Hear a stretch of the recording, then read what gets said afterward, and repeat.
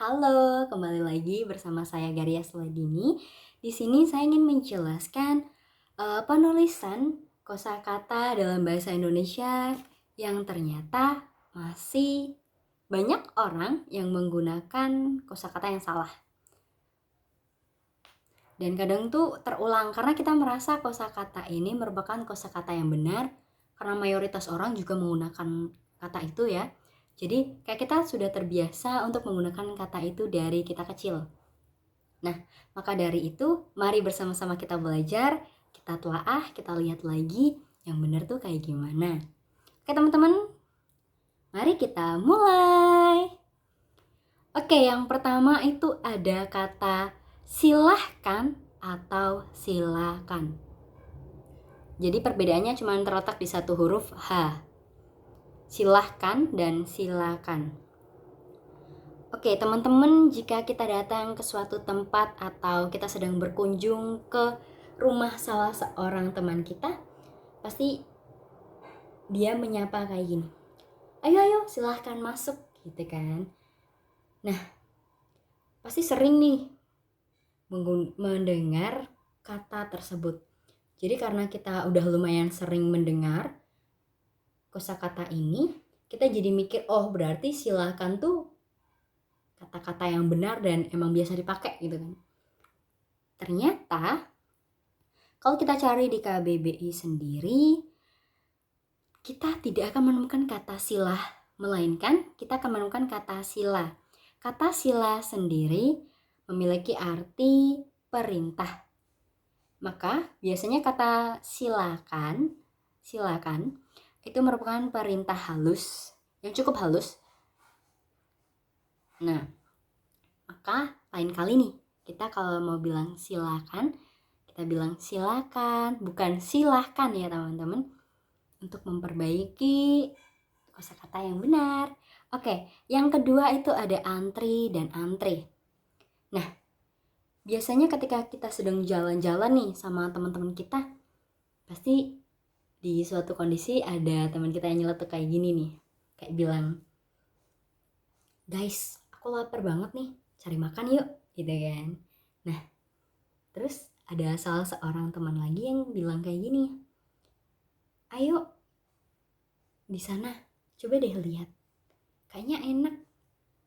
Iya, tapi banyak yang antri. Nah, si B tadi menjawab kayak gitu.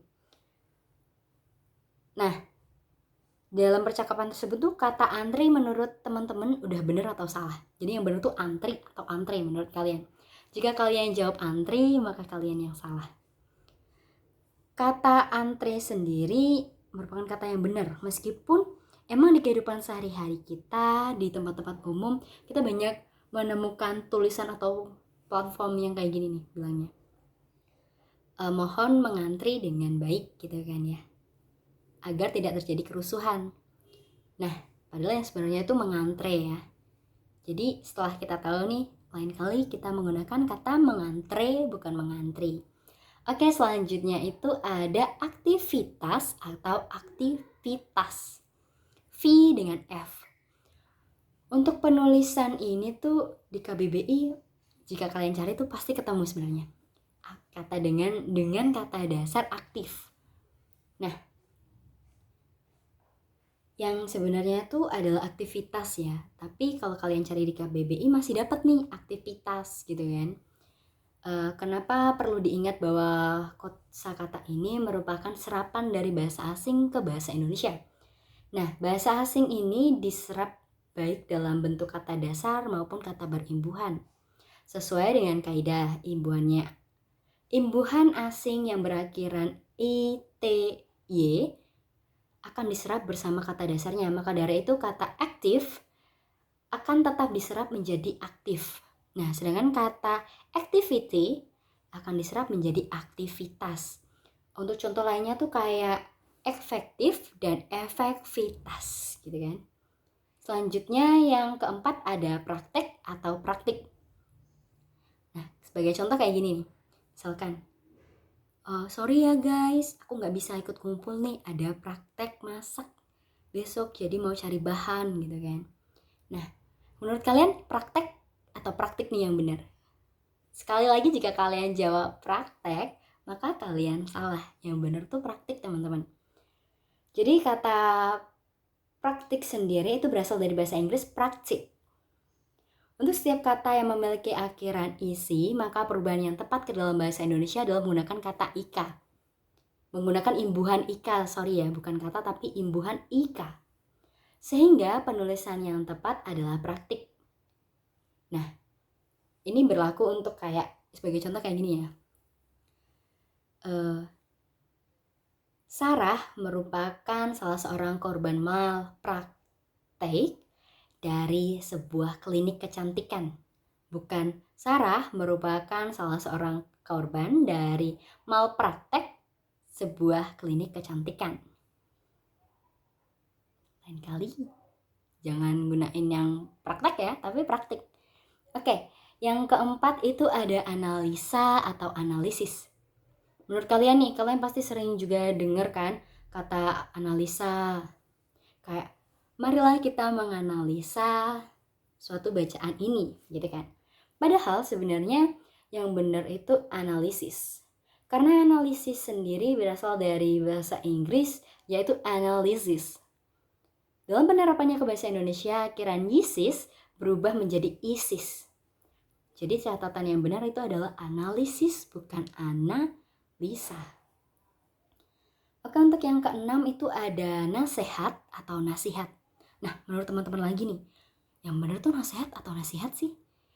Kalau untuk yang sering kita dengar tuh pasti nasihat ya. Nah, kata nasihat sendiri tuh berasal dari kata kerja nasha, atau yang berarti kalasa. Itu bahasa Arab ya teman-teman, yang berarti murni, bersih dari segala kotoran. Oke, jadi yang benar tuh nasihat atau nasihat sih? Nah, yang tepat adalah nasihat. Karena dalam penerapan bahasa Arab ke bahasa Indonesia yang berkaitan dengan perubahan bunyi huruf harus disesuaikan dengan ciri khas Indonesia melafalkannya. Maka dari itu penulisan huruf yang tepat adalah I bukan E. Oke, yang ketujuh ada zaman atau zaman. Kalian pasti gak asing lah dengan kata ini. Apalagi sering banget lah kayak zaman milenial gitu kan. Nah, kalau kalian masih menggunakan kata zaman, itu salah ya teman-teman. Jadi yang benar itu adalah zaman, bukan zaman. Nah, untuk yang ke-8 itu ada nafas atau napas. Ini perbedaan satu huruf. Rata-rata perbedaannya di satu huruf aja ya. Ini di F sama P. Siapa sih yang masih ragu buat nulis nafas menjadi napas? Oke. Jadi yang benar tuh menurut KBBI adalah napas. Jadi kata napas itu kayak kata baku yang itu juga bakalan berlaku untuk kata kerja bernafas ataupun kata lainnya pernapasan. Jadi kalau begitu untuk yang ke-9 ada hafal atau hafal. Menurut kalian tuh yang baku hafal atau hafal sih teman-teman? Kalau misalkan kalian jawabnya hafal, kali ini kalian benar. Oke. Jadi kata hafal itu seringkali benar menurut ejaan yang disempurnakan. Padahal satu kata yang tepat itu adalah hafal. Jadi kata hafal sendiri itu memiliki arti yaitu suatu yang telah masuk ke dalam ingatan atau kita bisa menyebutkannya di luar kepala. Jadi kalau misalkan ditanya ini, udah hafal belum tentang materi yang ini? Oh, aku udah hafal. Berarti dia udah tahu materi itu dan bisa mengeluarkan materi itu udah di luar kepalanya lah pokoknya. Jadi misalkan dia ditanyain bakalan bisa menjawab gitu. Nah, untuk yang ke-10 nih teman-teman, untuk yang terakhir ada pikir atau fikir. Menurut teman-teman yang benar apa? Fikir atau pikir? Nah, jika kalian menjawab pikir, 100 buat kalian. Jadi penulisan kata pikir menurut KBBI adalah pikir. Karena kata ini juga akan berlaku untuk pikiran, berpikir, atau terpikirkan.